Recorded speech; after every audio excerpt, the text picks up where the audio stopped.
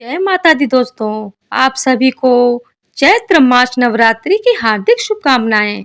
आप सभी पर माता रानी की कृपा सदा सर्वदा बनी रहे। तो आज की इस वीडियो में हम लोग सुनेंगे दूसरी माता ब्रह्मचारिणी की व्रत कथा। माता ब्रह्मचारिणी की पूजा विधि। नवरात्रि के दूसरे दिन जल्दी उठ जाएं और स्नान करके साफ सुथरे वस्त्र धारण कर लें। वहीं पूजा की चौकी पर माँ ब्रह्मचारिणी का फोटो या चित्र स्थापित करें। साथ ही अगर आपके पास माँ ब्रह्मचारिणी का फोटो नहीं है तो आप नव दुर्गा का फोटो स्थापित कर सकते हैं। वहीं इसके बाद धूप और अगरबत्ती प्रज्वलित करें। साथ ही माँ का षोडशोपचार पूजन करें। वहीं फिर माँ को चीनी का भोग लगाएं और फल अर्पित करें। साथ ही अंत में दुर्गा सप्तशती का पाठ कर माँ ब्रह्मचारिणी की आरती करें। माँ ब्रह्मचारिणी को किन चीजों का भोग लगाना चाहिए? वहीं अगर माँ ब्रह्मचारिणी के भोग की बात करें तो माँ को चीनी का भोग लगाना चाहिए। साथ ही अगर आप चाहें तो ब्राह्मण या जरूरतमंदों को दान में भी चीनी दे सकते हैं। मान्यता है कि ऐसा करने से व्यक्ति की सभी मनोकामनाएं पूर्ण होती है। साथ ही माँ की असीम कृपा बनी रहती है। माँ दुर्गा की नव शक्ति का दूसरा स्वरूप ब्रह्मचारिणी का है। यह ब्रह्म का अर्थ तपस्या से है। माँ दुर्गा का यह स्वरूप भक्तों और सिद्धों को अनंत फल देने वाला है। इनकी उपासना से तप, त्याग, वैराग्य, सदाचार और संयम की वृद्धि होती है। ब्रह्मचारिणी का अर्थ तप की चारिणी यानी तप का आचरण करने वाली देवी का यह रूप पूर्ण, ज्योतिमय और अनंत भव्य है। इस देवी के दाएं हाथ में जप की माला है और बाएं हाथ में यह कमंडल धारण किए हैं। पूर्व जन्म में इस देवी ने हिमालय के घर पुत्री रूप में जन्म लिया था और नारद जी के उपदेश से भगवान शंकर को पति रूप में प्राप्त करने के लिए घोर तपस्या की थी। इस कठिन तपस्या के कारण इन्हें तपचारिणी अर्थात ब्रह्मचारिणी नाम से अभिहित किया गया।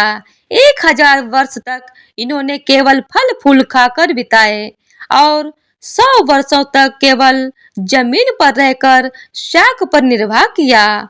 कुछ दिनों तक कठिन उपवास रखे और खुले आकाश के नीचे वर्षा और धूप के घोर कष्ट सहे। 3000 वर्षों तक टूटे हुए बेल पत्र खाए और भगवान शंकर की आराधना करती रहीं।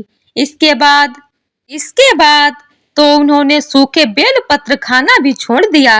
कई हजार वर्षों तक निर्जल और निराहार रहकर तपस्या करती रहीं। पत्तों को खाना छोड़ देने के कारण ही इनका नाम अपर्णा नाम पड़ गया। कठिन तपस्या के कारण देवी का शरीर एकदम क्षीण हो गया। देवता, ऋषि, सद्गण, मुनि सभी ने ब्रह्मचारिणी की तपस्या को अभूतपूर्व पुण्य कृत्य बताया, सराहना की और कहा, हे देवी, आज तक किसी ने इस तरह की कठोर तपस्या नहीं की। यह तुम्ही से ही संभव थी।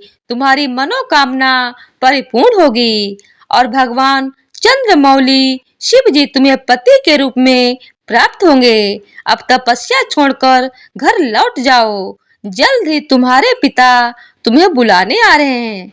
इस देवी की कथा का सार यह है कि जीवन के कठिन संघर्षों में भी मन विचलित नहीं होना चाहिए।